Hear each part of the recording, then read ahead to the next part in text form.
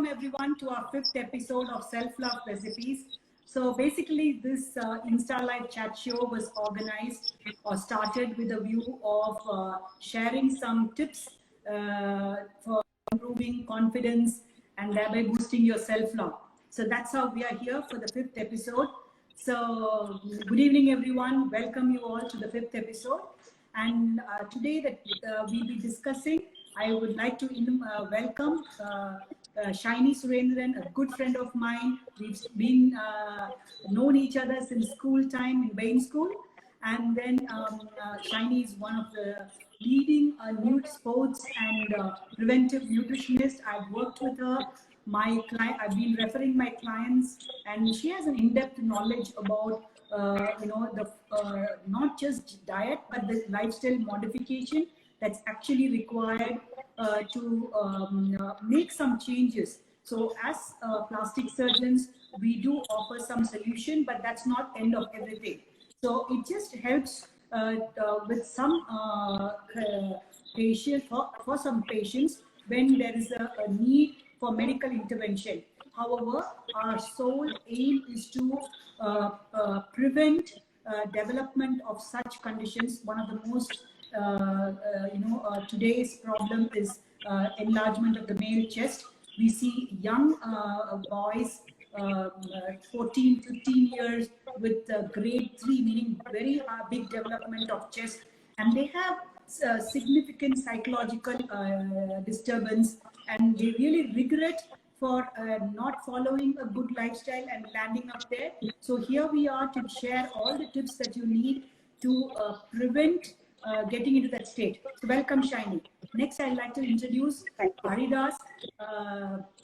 Haridas was referred to me by Shiny for my own fitness training, and I've been working with Haridas for almost 2 years now. So what is special about Haridas is that Dr. Haridas, okay, he's done an in-depth study into the fitness training because it's not just about offering some training solution, but more getting involved with each person, trying to understand what they're capable of doing, what they're not able to do, and tailor the programs as per their need. Today, I invited him to share this chat with us because many patients think exercise is a treatment after a big male breast is developed. And then they try to follow certain wrong advices and certain wrong, and that actually leads into other complications and problems. So today we are here to clarify all those doubts. So welcome, Haridas. Thank you. Happy to be here as part of the panel. Your love series is damn good. Really like it. I attend. Thank you, Dr. Jayanti. Yeah. I'm so happy to part. Yes, actually, I'm so excited to join this. Yeah, I'm so happy. Yes, I'm happy to join this series. That too, Shiny ma'am. I'm excited to learn some new information from Shiny ma'am also. Thank you so much. Thank you, ma'am. Okay, right. So straight away, to start with, it's a myth. Everybody thinks that men do not have estrogen. And so, whenever they develop gynecomastia, they go on measuring their estrogen levels. Yes, it is the measurement of estrogen level is significant in a different way, but it is a myth to know that men don't have estrogen. So normally, women, the ovaries produce 80% of estrogen, and in men, the testes produce 20% of the estrogen. So the remaining estrogen in men is actually produced by a reaction called aromatase reaction, where an enzyme called aromatase is involved, and this is done in your fat cells. So the fat cells, as well as brain tissue, sometimes skin, bone, and all these places, the aromatase reaction takes place, where the testosterone or other androgens in the body are converted to estrogen. And this estrogen is actually required in male body for various functions. So there are many functions because these estrogen receptors are there in many organs of the body, and it is essential. So most important point, it is not that men do not have estrogen, And if you have gynecomastia, don't go about measuring your estrogen levels alone and think that, if you have high estrogen, it's a problem, low estrogen. Leave it to the doctors, specialists who are actually handling you, trying to help you, and they'll give you a solution. Now, I would like to ask Shaini, because what we notice is that this, from whatever we are trying to, from the various studies and literature, we understand one of the key factor, lifestyle, meaning because we know that estrogen in men is produced from fat cells. So obviously, allowing fat cells to accumulate from a very young age is going to lead to the formation of gynecomastia later in life. So I'm going to ask Shaini to talk about how the child, lifestyle in early childhood, how the child lifestyle in the early childhood should be in order to prevent this. Let's start from that, Shaini. Please tell us. The main thing, when a child is young, right from then, the parents, the entire family setup has to ensure that a good lifestyle is followed. Because there are times when clients gain a lot of weight, and then when you try to understand where the problem is or the root causes, it's basically the family setup. If everyone is used to eating snacks, say for instance, if they have fried snacks or sweets, as part of their evening snack along with tea or coffee, then a child growing up in that environment thinks this is how it happens in every household. Now that environment is what they are growing up in, and they see this as an absolutely normal phenomenon.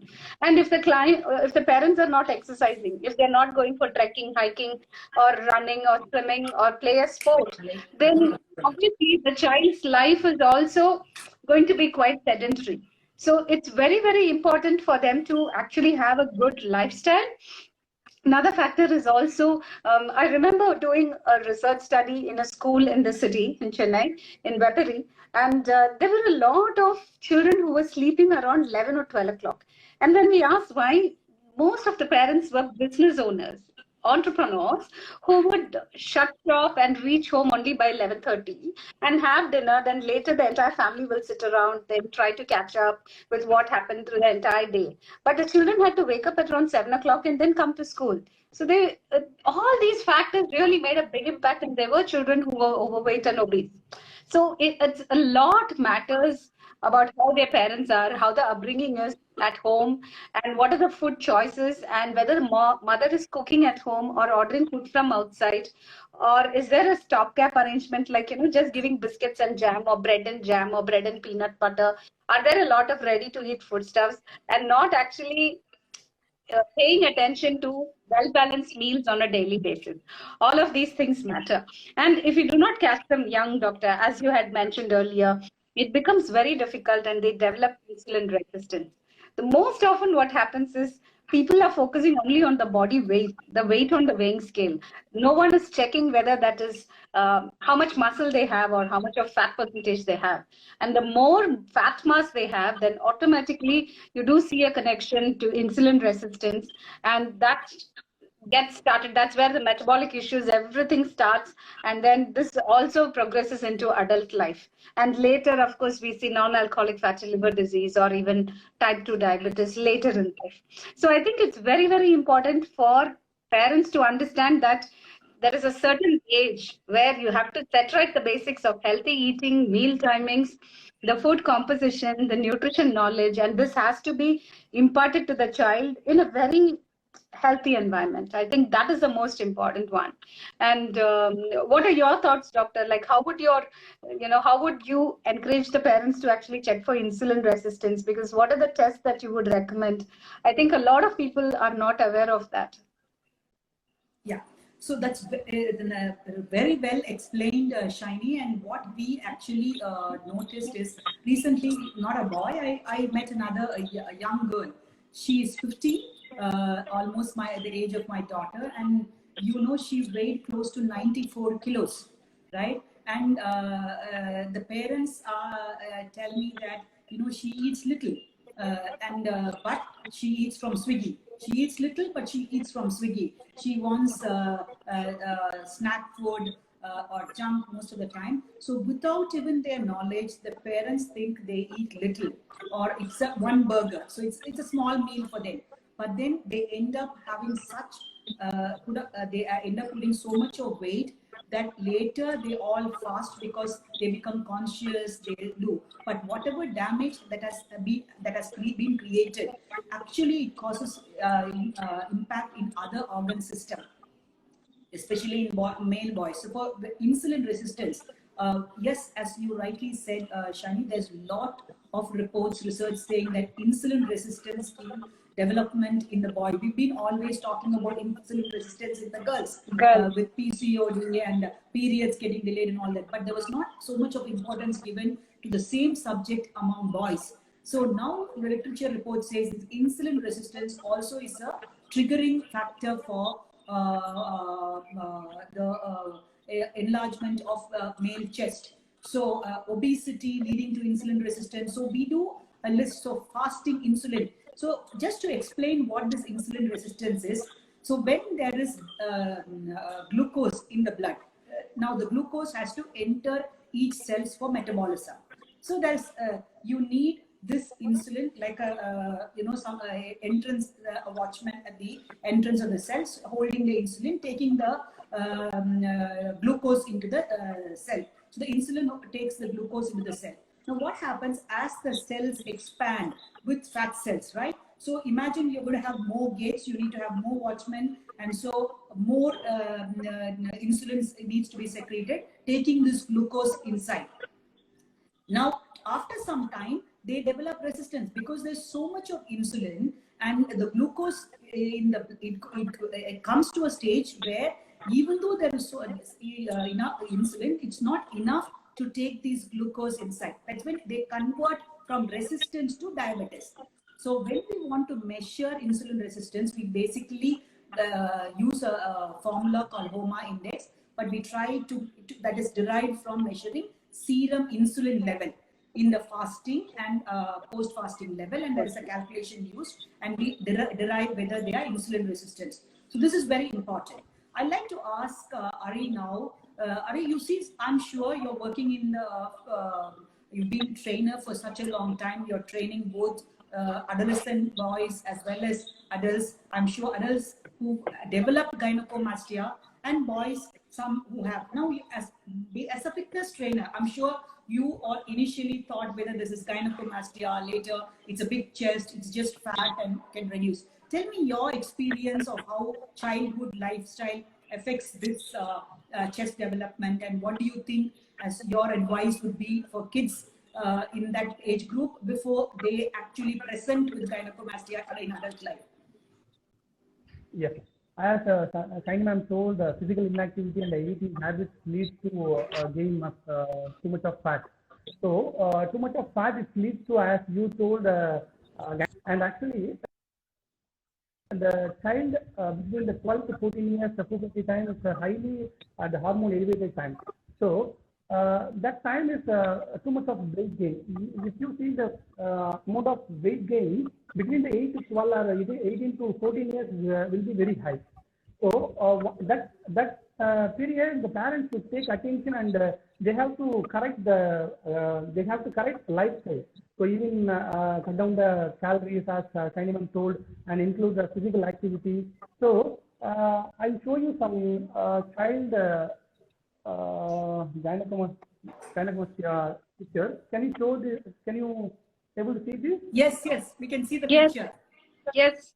This is the child obesity. Once if they don't take care of the weight, so it will need like it will go like this. Correct. So what you're showing is right. Yeah. Yes. Yeah. So physical inactivity is a very important reason for leading the gynecomastia problem, and also the eating habits. And moreover, the people without dietitian advice, without sports physician advice, they are taking supplements like anabolic steroids, other supplements they are taking. So without any proper qualified supervision, if they are taking the supplements, that also leads to gynecomastia problem. So the physical inactivity, food, eating habits, at the same time, the environment, the parents, if they are involved in physical activity and sports, the child also might involve some physical activity. So, Yeah, Ari, so the young boys, let's say before they are, let's say 15 years and below, right? Do you recommend them to start proper physical fitness with a trainer or gym from what age? Or do you give alternate options of fitness suggestion? Yeah, they can start from at age of 8. 8 years, they can start calisthenic exercise and swimming and free hand exercises. Other all free hand exercises they can start. Even the ground practice without any heavy loads they can start. And even gymnastics moves and some kind of dance activities also, and cycling they can start.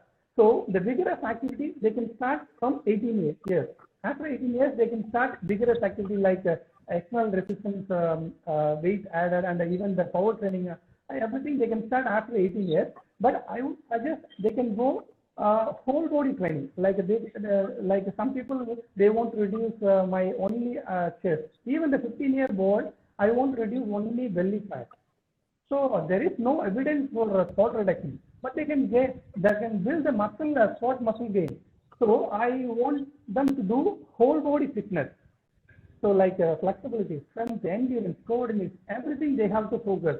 So they should not focus only for strength or endurance, like continuously they keep on running or they keep on cycling. They should not do only endurance. They have to focus all the aspects, speed, endurance. It's like a graph. So speed, endurance, everything should be balanced. So I would suggest they can go all whole body training. Thank you very much, Ari. Shiny, coming back to the same topic. Now, Ari was talking about a lot of them wanting to take anabolic steroids. Now, little shift from the adolescent when they become more conscious, they go to the gym, and then suddenly there are people advising them to take anabolic steroids because quick fix. They can develop mass, become more handsome quicker, and so obviously, you know, at that age group, everybody is attractive to that. Now, I know you're going to give us what are the healthy options for anabolic steroids, but they can still build muscles like that. Please tell us more about it. Sure, sure. See, one thing about anyone below 15, when a parent brings a child who's really young, below 15, we usually do not advocate counting calories, but a healthy lifestyle, a balanced eating habit with fun foods, because children love to eat pizza, burgers, French fries and all that. But we only kind of give a very balanced plan and encourage them to be very physically active and go to bed on time and also drink adequate water. So these are the strategies for a young child. But I've worked in fitness centers for 12 years. Hari and I have worked in Maverick Fitness Studio. So we have seen a lot of children who come there. Adolescence is the age where they get attracted to the opposite sex, and that's the time when they meet a girl, they're interested, they have a girlfriend, and they would like to impress their girlfriend. So that's the time they come and ask for a lot of drastic transformation diets or workouts. And we've all seen, in a fitness studio, the kind of youngsters who come and have unrealistic goals. And anabolic steroid is definitely not the solution. The basics. So these are the tips and tricks, and these are time tested. First is to go to bed on time. When they go to bed on time, automatically their growth hormone secretion as well as testosterone secretion will be optimized. And once that happens, when they exercise properly, their recovery is much better. So the next day when they come to the fitness center or work with even someone in an open ground or using their own body weight, exercising in the terrace, whatever the modality is, their recovery is excellent, which means they come with energy and they're able to do justice to that 45 minutes or 1 hour of workout with the trainer. This is another aspect. So sleep is very crucial. So going to bed at 10 o'clock and waking up at around 5:36. Next is hydration, because when they drink adequate water, they feel very satiated and full, and they don't have cravings. And we tend to perceive thirst as hunger. So most often when you're not drinking adequate water, the dehydration makes you feel that you're hungry all the time, and you reach out for unnecessary food between the main meals. So that again happens. Another factor is one needn't forego pasta, noodles, or pizza, but there are healthier options. For example, you can make like a roti pizza. So the roti could be like a ragi based, or jowar based, or bajra, any of the millet based chapatis. On top of it, a lot of pizza topping can be added, and of course, grated cheese. So now we are in control of how much chicken or minced mutton or vegetables go onto the pizza. Or it could be French fries with sweet potato, or it could be a burger where the patty is made at home, a homemade cutlet which goes in, and then we can add layers of vegetables to it. So if one likes bel puri or pani puri and all that, we encourage them to make bel puri with a lot of vegetables added, some sprouts, chana and all that at home.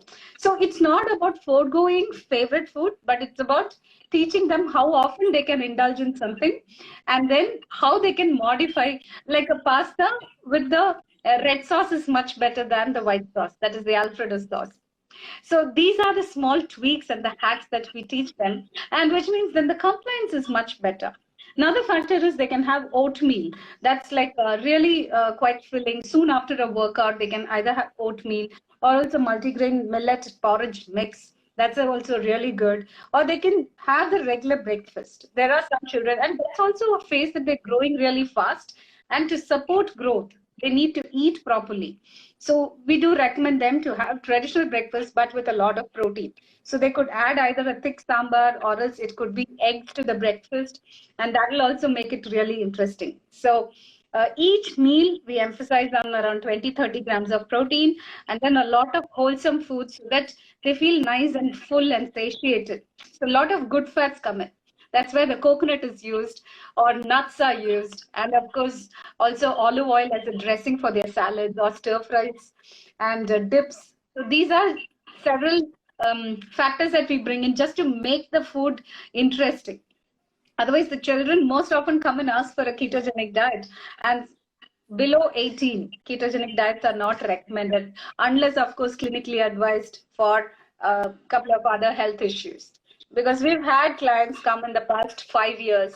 These were young children, 15, 16-year-olds who came for keto and Paleolithic diet. And we are really explained the repercussions of going on a drastic diet where you're missing out on one food group completely, and the relationship with food affects very badly, and they end up with some eating disorders later in life and very poor self-image. So so the idea is to Shani, teach just them to- sustainable solutions. Yeah, Shani, a quick, I would like you to emphasize more on many patients whose their main concern is, I still eat little, but I'm adding more weight. I always tell them the best person is to meet the dietitians, meet you, speak to them, because when they say that despite trying to follow, or they're trying to change and follow a healthy diet, they are unable to lose weight. So what is your take? I want you to talk more on that, because that's very important, because they lose motivation and they don't follow up. Yeah, absolutely, Dr. Jayanti, because this is such a fantastic question. A lot of people get frustrated when they don't see results. So one thing is, when there is insulin resistance, the focus is more on a low carbohydrate diet and a lot of protein, fiber-rich vegetables and fiber-rich fruits to be consumed. And they should include good fats in their diet, because a lot of people go on zero fat diet or very low fat diet. Now what happens is, they don't feel full, they don't feel satiated.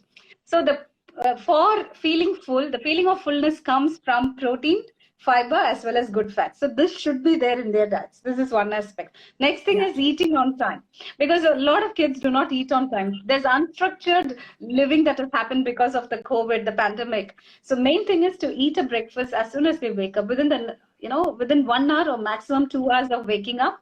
Lunch anywhere between 12 to 1, and dinner anywhere between 6 to 8 p.m. If they can do this, it'll be really great. This is also a very, very important aspect.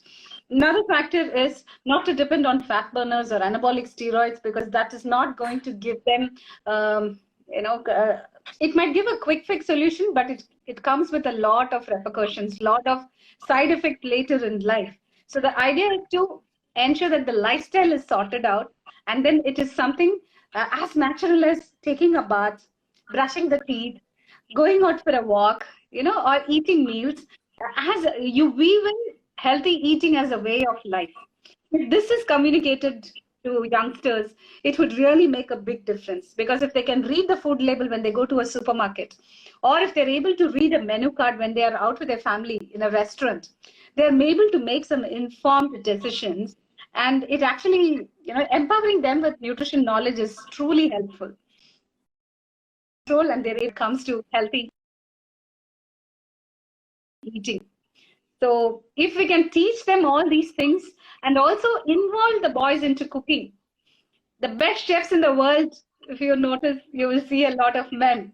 And men are really good at cooking. So Indian boys need to be taught to step into the kitchen and toss a meal. And I think that's more important. And I'm sure all the mothers will be really appreciated when the wives come in, because this is a skill just like driving and swimming. Lovely, lovely. That's very nicely put, Shiny. Ari, there is a question for you. So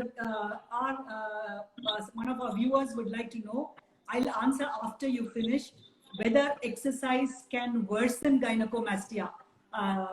Please answer that question for us. Actually, as we discussed, gynecomastia is a gland enlargement. So there is no gland reduction. Let me clear first one thing. There is no gland reduction. So, but we can prevent gynecomastia once they get obese. We can reduce the weight and prevent the gynecomastia.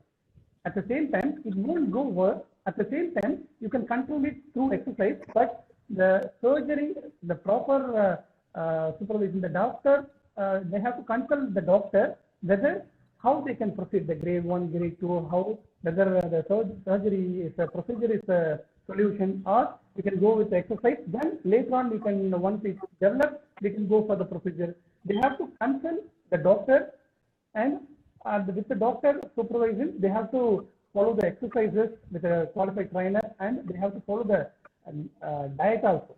And moreover, the exercise part, 5 years back, I used to get many people ask, I want to only reduce my chest. I want to sizzle my chest.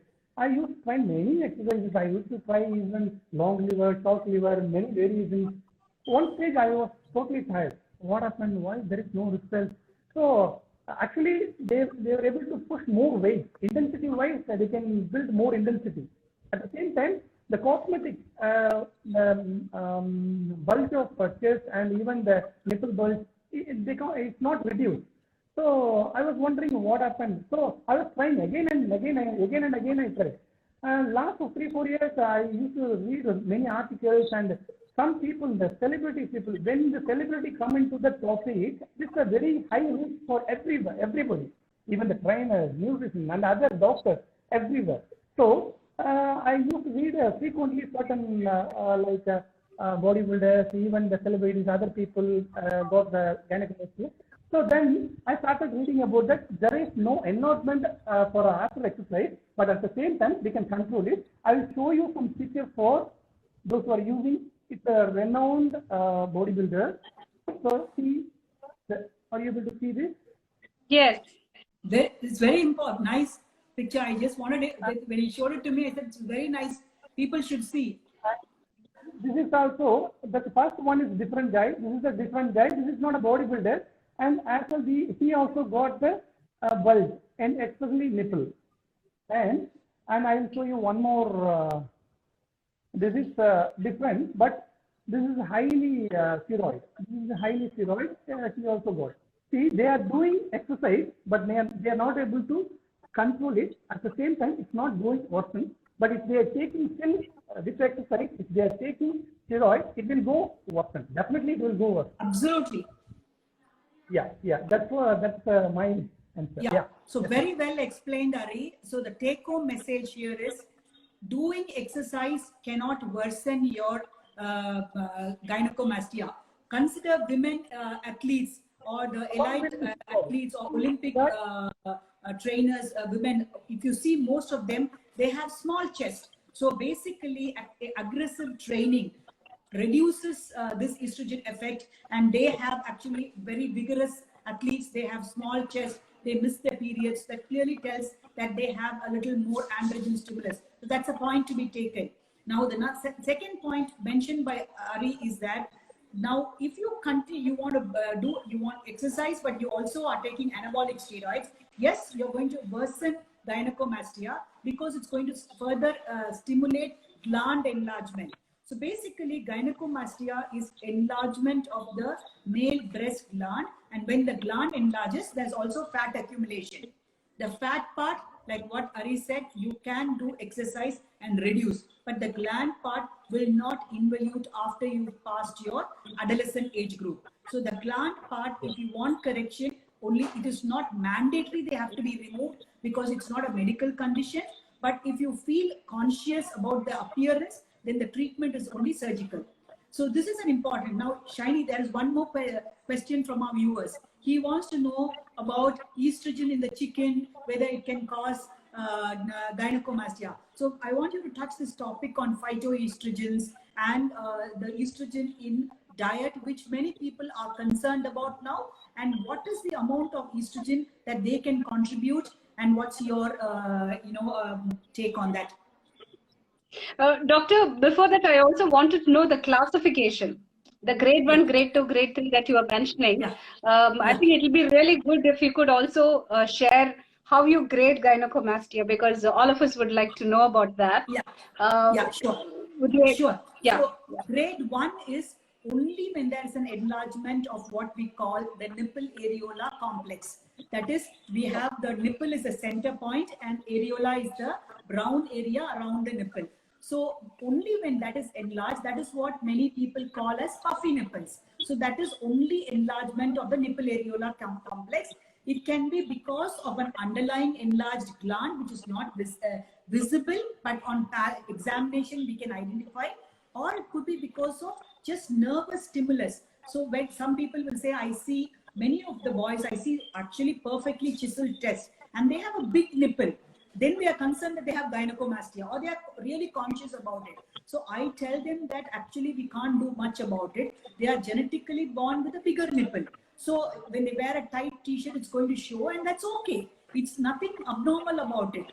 And some people in the brown area will actually puff up. That's because of autonomic innervation. And they say if we put cold water or I'm in AC, then it's all flat. But when I'm relaxed, the nipple is puffy. Obviously, that's autonomic stimulus.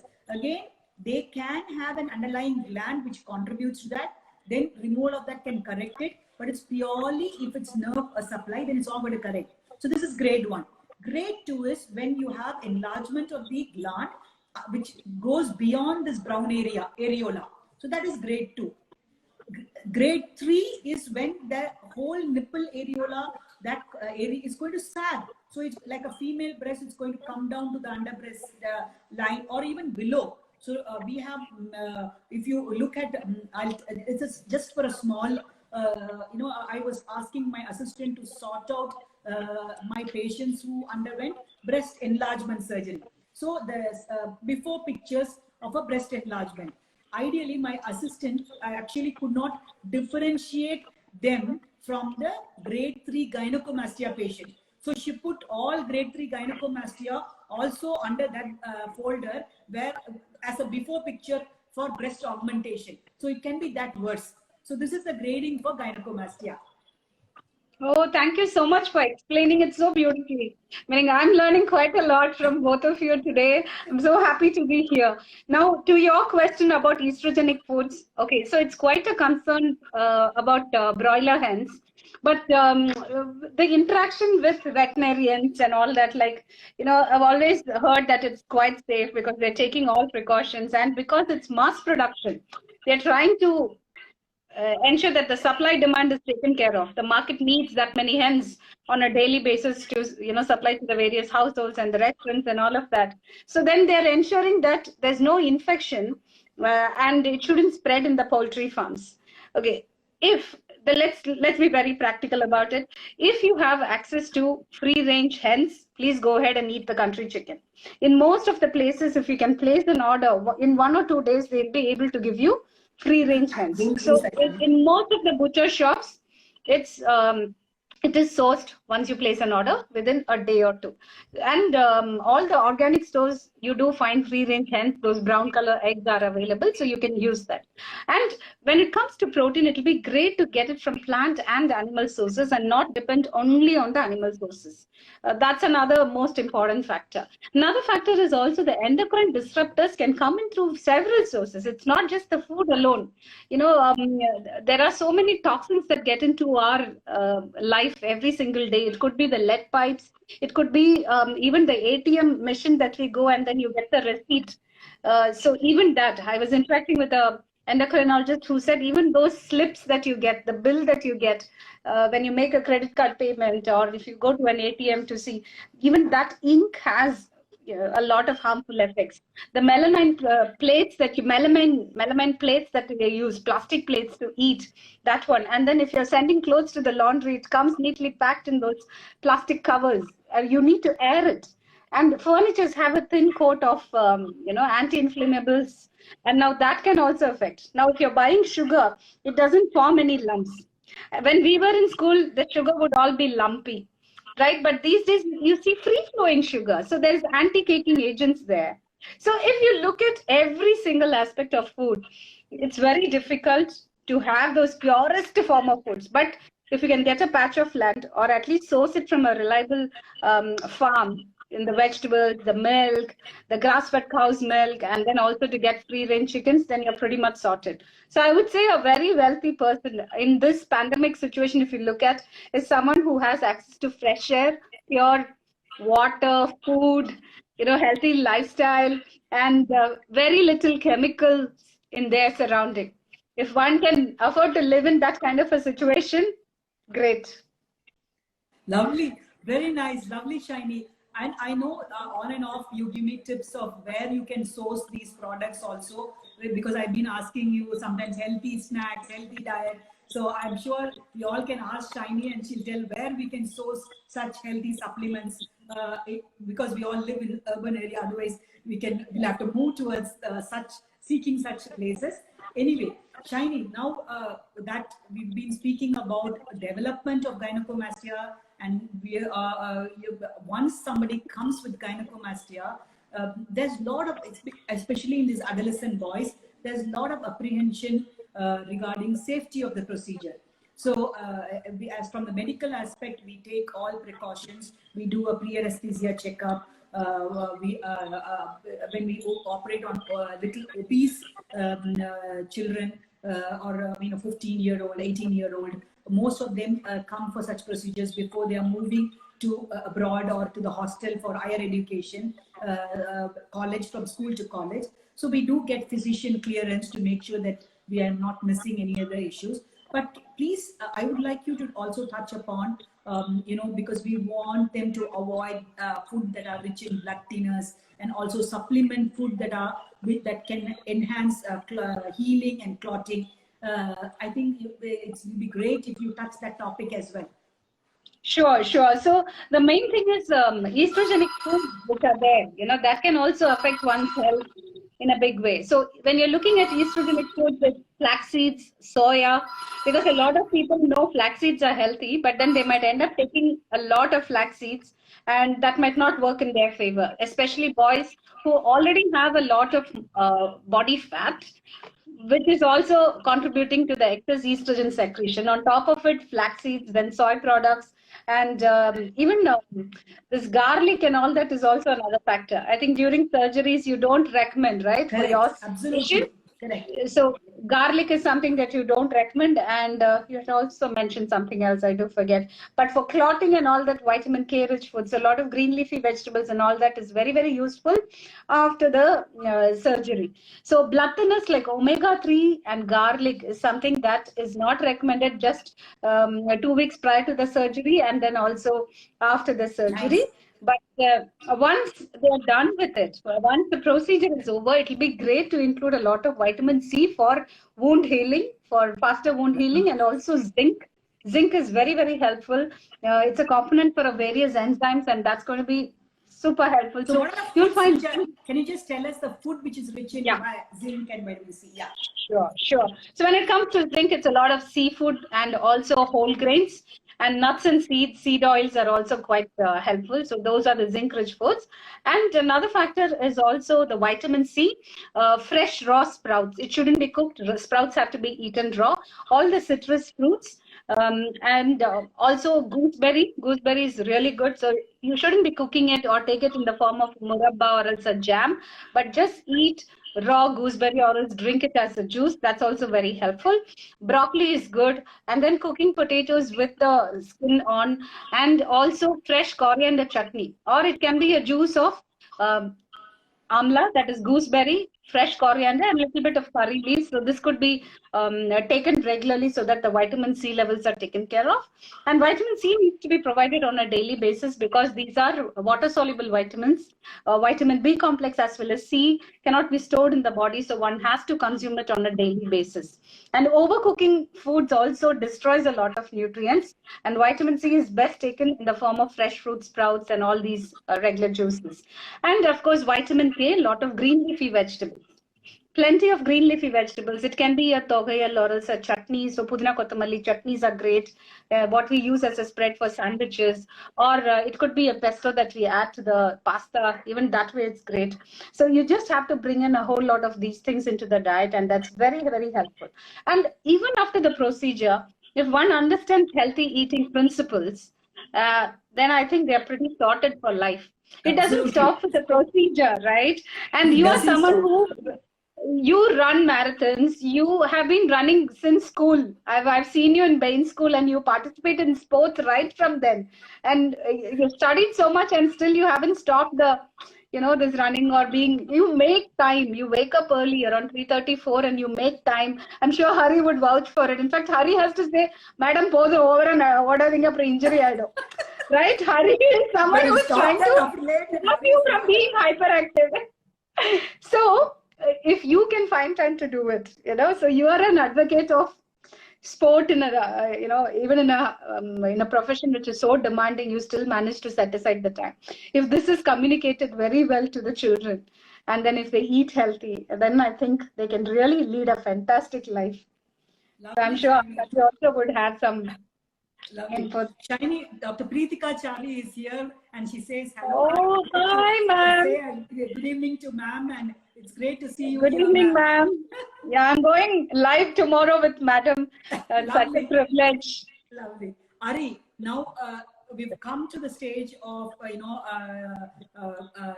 preparation, diet preparation before surgery and during, after surgery. Please, I advise all my patients after they undergo gynecomastia surgery to actually meet a trainer and follow a proper fitness program for the next 3 months, because it's from our side, we actually remove the hypertrophied gland and the associated fat. That's what we do, and we try to contour the chest. Obviously, they'll have to actually work with a physical trainer to develop the muscles, so that, because recently I had one of our patients who had a big muscle, but still, like the photo you showed, enlargement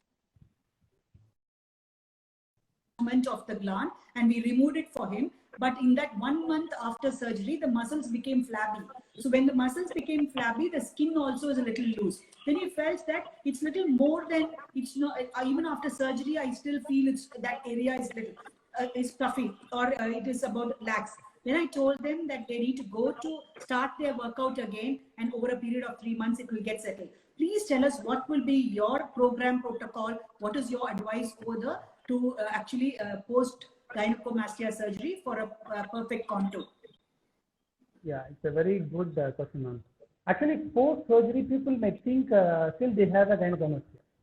After surgery, without much physical activity, sometimes they feel the muscle become loose, like a flabby muscle.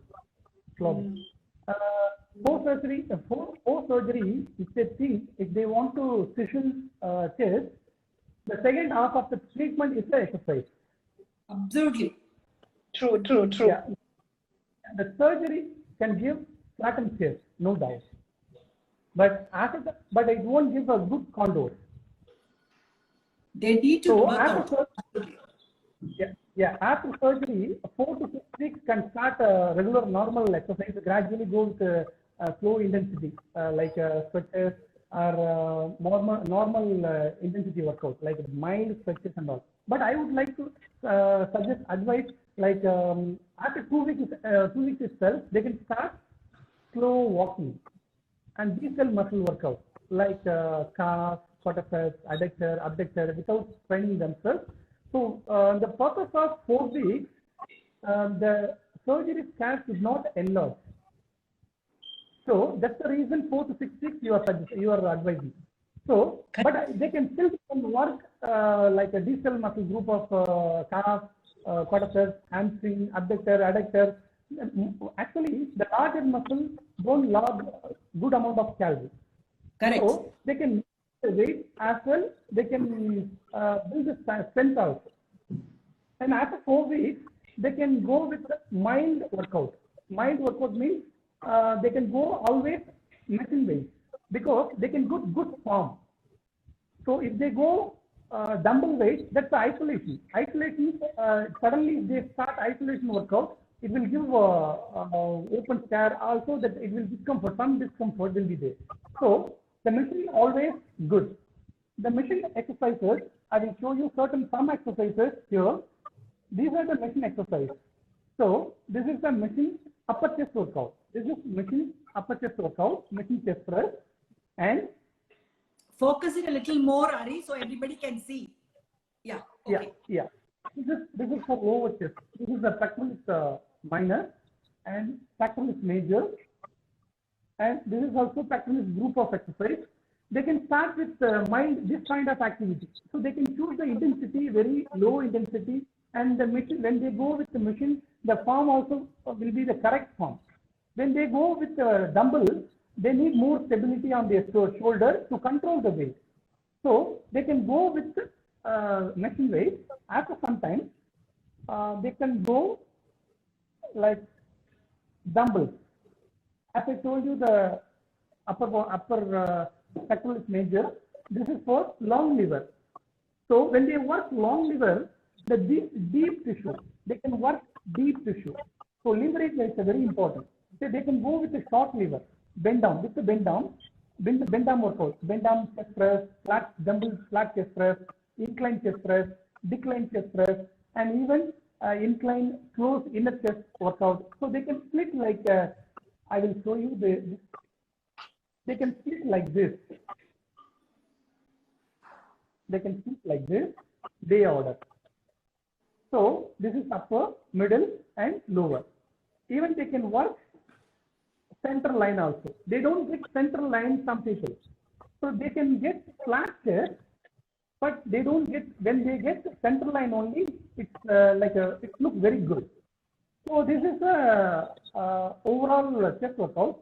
And the first one, eccentric friction form execution for machine. The second option, after some time, after 2 weeks, they can include mild variation with the dumbbell. The third process, loading principle. It's with the bar. So with the bar, if they go with the bar, they get, when they reach a 3-month period, this is a bar workout. See, can you see that? This is the bar workout. But when they do with the bar, they can push more load. So that's not advisable for initial stage. Go with the machine, mild intensity after 4 to 6 weeks, then gradually increase with the stability and go with the dumbbell. Then after some time, barbell weight. Then later on, the last one, body weight. Body weight, always we don't have an option to choose intensity, external resistance. Our body, the body will be react as intensity. So, like a push-up, dip, this kind of exercise, final. After 3 months or 3-month period, I will show you this exercise. This kind of exercise, this is the body weight training. This is the body weight, body itself is resistance, complete body. So if they are like 80 kg, they can't train like directly after surgery, they can't train like a dips and all. So these are the exercises, and the program is very important. Gradually, after 4 weeks of surgery, when they start workout, they have to train whole body workout. So they did surgery. They should not focus only the surgery part, just only. they have to concentrate whole body circuit. So 12 to 14 number of exercise. Start with 1 week, 1 set. After 1 week, they can do 2 sets. Then gradually increase the intensity. They have to note everything, and before starting their exercise, they have to take a preview of pictures, front view, side view, and posterior view also. That is the reference for post-surgery exercise progression. So with the picture and with every session, you have to mention the intensity, how much you are pushing, how many reps you are doing. So if they work properly, after 3 months, they get very good session to whatever, however they fix the goal, they can able to reach. Without proper guidelines, directly go and do with YouTube, with some online. It means without evidence base, they go directly. Definitely, their scar will open. So on the scar, the surgery, post-surgery scar. Once if the scar heals, they can start with the gradual intensity. That's my suggestion. Lovely explained, very well explained, Hari. As you said, 2 weeks after surgery, obviously they should not focus on the chest area like we discussed. They have to do a whole body, exercises, mainly focusing on the other areas than what we have operated on. Then slowly they move towards focusing on the chest area and they increase the intensity. Now, Hari, it's a very important point. Most of my clients, they ask me whether the post-gynecomastia, whether they will be able to do all the exercise that they did before gynecomastia. I'm sure you work with many clients who have had gynecomastia surgery. So it's very important. Please tell us more about that. That is, can a person who undergone gynecomastia surgery do all sort of intense exercise after procedure? Yeah, they can do actually, as I told you, the 4 to 6 weeks period, based on the individual response. It is very important based on the individual's response. So some people can recover fast, some people can recover fast. So based on the individual response, you can choose the intensity as well. We have to assess them first. After after the surgery, 4 to 6 weeks of surgery, we have to assess how much they can able to lift the weight. And the weight எவ்வளவு lift பண்றாங்கங்கறத பொறுத்து தான் they can choose the intensity based on how much mobility is there. So they can have good enough strength. If they don't have a mobility, they can't complete the reps. So because a 4 week period to 6 weeks period, they don't have much activity for upper limb. So upper limb, if they don't have much activity, the body weight to sort of fitness exercise பண்ணலாம்தானே surgery after gynecomastia surgery. அந்த மாதிரி restrictions எல்லாம் ஒண்ணும் இல்ல. There is no restriction. There is absolutely there is no restriction. The only restriction is they should not go deep to like long leverage workout and body weight intensity workout. They should avoid. Otherwise, they can do all the exercises. There is no restrictions for post surgery. They can do all the exercises. Actually, I have worked with many people. They are doing very well. Actually, post surgery, they get good confidence. First of all, before surgery, the psychological thing they discuss. So my chest is not all right. I am not able to push the weight because of my chest. The mindset itself, see, நம்ம பாடியில ஏதாவது ஒரு part வந்து நல்லா இல்லைன்னு யாராவது சொல்லிட்டாங்கன்னா நம்ம மைண்ட் வந்து அதே தான் திங்க் பண்ணிட்டு இருக்கோம். ஸோ அதே மாதிரி அவங்களுக்கு so your chest is not all right அப்படின்னு சொன்னோன்னே தே திங்க் ஓகே நம்ம chest is not all right, something abnormal. கண்ணாடியில் பார்ப்பாங்க, சட்டை போட்டு பார்ப்பாங்க, அப்புறம் சட்டை போடுறது வந்து டைட்டை போடுறது விட்டுருவாங்க, டிஷர்ட் போடுறது டைட்டை போடுறது விட்டுருவாங்க. ஸோ இந்த மாதிரியே வந்து கொஞ்சம் கொஞ்சமா ஒன்ஸ் அதை முடிச்ச பிறகு எப்படி அந்த ரிலீஃப், ஒரு ரப்பர் பேண்ட் இழுத்துட்டு விட்டு அப்படி ரிலீஃப் இருக்கும். அந்த மாதிரி back to routine, I am back to form, I will do my work out. Extra வந்து 5-10 kgs எக்ஸ்ட்ரா புஷ் பண்ணுவாங்க. அண்ட் மோர் ஓவர் அவங்களோட ஆக்டிவிட்டி எல்லாமே நல்ல பெட்டரா தான் இருக்கும். So one year psychological resistance வெளில போயிடும் ப்ரொசீஜர் முடிச்ச பிறகு. That's very important.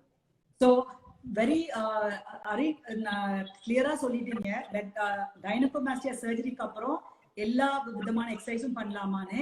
இன்னொன்னு நான் உங்ககிட்ட தான் கேட்க முடியும். டைட்டா டிஷர்ட்டோ ஷர்ட் போடும்போது நிப்பிள் தெரிஞ்சா அது வந்து அப்நார்மலா நார்மலா? Because that's a very important message. எல்லாரும் வந்து என்கிட்ட நான் டிஷர்ட் போட்டா அந்த நிப்பிள் தெரியவே கூடாது அப்படின்னு கேக்குறாங்க. நிப்பிள் பெருசா இருந்தா தெரியதானே செய்யும். சோ நீங்க சொல்லுங்க. ஆக்சுவலி இதுல வந்து ஃபர்ஸ்ட் வந்து அந்த சிம்டம்ஸ் ஆஃப் கைனகோமாஸ்டியா. சிம்டம்ஸ்ங்கிறது வந்து நம்ம வந்து அந்த போட்டோல இப்ப நம்ம level grade 1, grade 2, grade 3 what you explained is very well. The nipple only bulges are grade 1 along with some puffy is at level 2 and complete enlargement is at third grade.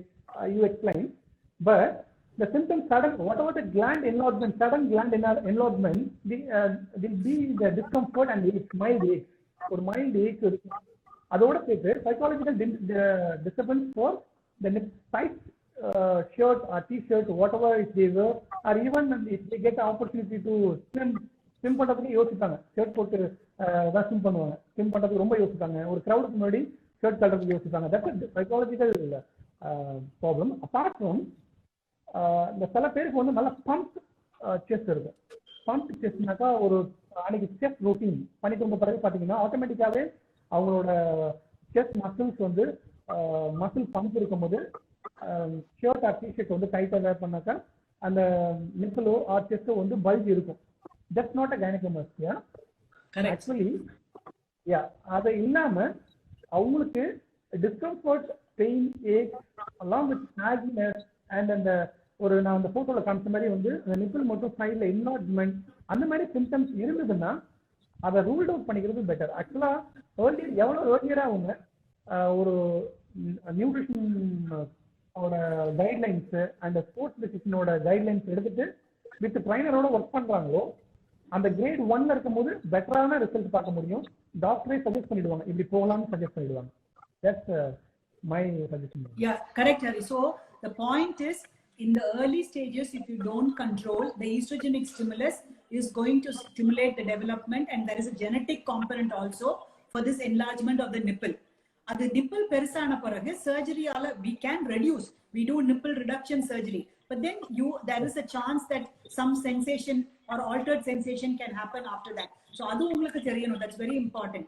So Shiny, I think we're almost on closing the time, but I'd like you to conclude again, because some of the points that you mentioned in the beginning are very, very valuable as far as lifestyle.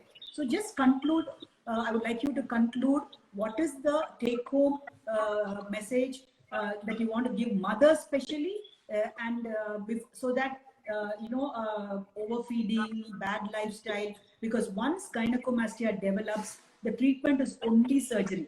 So after, there is no point looking at what can be done, because psychologically the boys are extremely affected once it is developed. So we are, all of us, we don't want to come into that stage. We are here just to help people who have developed gynecomastia, but we want to prevent those who have from developing. So please conclude that part of the lifestyle again, with regards to what's the lifestyle, what's the food, preventive nutrition part of it that they need to take care. Sure, doctor. So the main thing is, right from childhood, make sure that your children are very, very active. Some kids might like sports, some might like going to a dance class, okay, or some might just be very happy doing some own body weight exercises, jumping, skipping, whatever it is. So they make sure that they're active, involve them in some household activity as well, encourage them to go cycling, swimming, do some kind of things, so that right from childhood they know that this is how my life is going to be, this is a way of life, number one. Next thing is encourage healthy eating habits. So it can be your regular idli, dosa, rice, chapati, breads, whatever it is. Include a lot of vegetables, and if you are a non-vegetarian, add different varieties of non-vegetarian foods for that, for meeting up the protein requirement, because Indian diets are predominantly carbohydrate rich. So that is another aspect. And reserve the foods like which are loaded with oil, like fried foods or else sweets and all that, for occasions, birthdays, festivals and all that, and it shouldn't be a regular feature. Any of these food delivery apps, I think children shouldn't be given the permission to order by themselves, because you don't know what they're ordering. That should not be there in their phone. I don't think kids should be given smartphones until a certain age. So this has to be curbed, because you don't know what they're ordering. Sometimes even in the middle of the night they might order, and you might be fast asleep and you don't know about portion sizes and all of that. Another aspect is also see if they are doing comfort eating or stress eating, because kids who are in the board exams, who are getting ready for board exam, 10th standard, 12th standard, they are highly stressed and they don't know how to cope, and they find solace in food. So it's very important to at least talk to a therapist, or else understand there is a problem and then help them navigate through those years. Because I see a lot of children gain weight right from standard 9 to around 12th, and that's the most toughest period, because this shapes their career, their future, and they're like under tremendous pressure from all sides. So be there, be supportive, and if possible, take the help of a therapist. And healthy eating should be a way of life, just like brushing your teeth and all of that. Another factor is lifestyle should be something, healthy lifestyle, exercise, sleeping on time, getting adequate sunlight, drinking enough water. All these things are very, very important. Acquiring this knowledge is crucial. Get the help from a qualified professional. Another factor is also to make sure that the children are active throughout the day. So send them to do some household chores, or they could go to the terrace to put out the clothes for drying, or they could go to a nearby store, walk to buy some groceries. So these little activities throughout the day, or you could just prepare something and ask your child to go give it to the neighbor. So at least they will go climb stairs, go to the next floor, give this dabba to the neighbor and come back. So even those little activities involve them, engage them, and also in the process of cooking. So if they can come to the kitchen, and if you could help them, involve them in the process of procuring food, taking them to the market, and also encouraging them to do a little bit of cooking, that will be truly helpful. Another factor is estrogenic foods, like taking a lot of soy products, flaxseed, or sometimes it could be any of those sesame seeds and all of those dried foods. So watch out on estrogenic foods. Let them not be an overload. And the biggest culprits are unprocessed white rice, and then a lot of sugary foods like juices, milkshakes, and all of that. And of course, a lot of junk food, which has additives, preservatives, and a whole lot of chemicals added to it. So everything in moderation, and try to keep them away from sugars. And that is the beginning of also insulin resistance. Another factor, just around the surgery time, garlic as well as blood thinners like omega-3 is best avoided.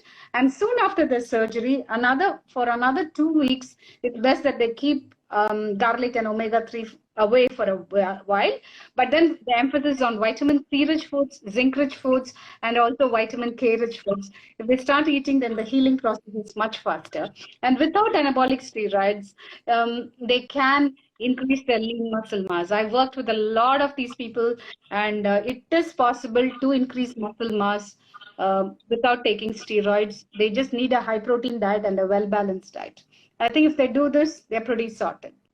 Thank you very much, Shiny. And I thank all our viewers. They've been, with us for the last 1 hour. And thank you very much, Shiny, both Haridas. I think this is a wonderful session. And because most of my patients, I constantly tell them to follow a diet. And you know that we've been referring, but not everybody actually turns up for consultation, and they're not eager to follow up. It's very, very important. Same thing, I tell them after surgery to follow up with the trainer for 3 months, because only then the whole purpose is achieved. That is, you want to reduce chest, you want to reduce weight, you want a healthy lifestyle, and you want a chisel set chest. So all of this is achieved only if you follow this cycle. Otherwise, follow the more first in your life. Most important is the diet. So if your child, you're not able to handle your child, please put them on to some dietitian who can handle them. Shiny is accessible. There are many other dietitians. I send all my patients to Shiny, and we have other dietitians working with us at Tamira. But it's important that it's very, very important that you are with some dietitian if your parents are not able to handle the children.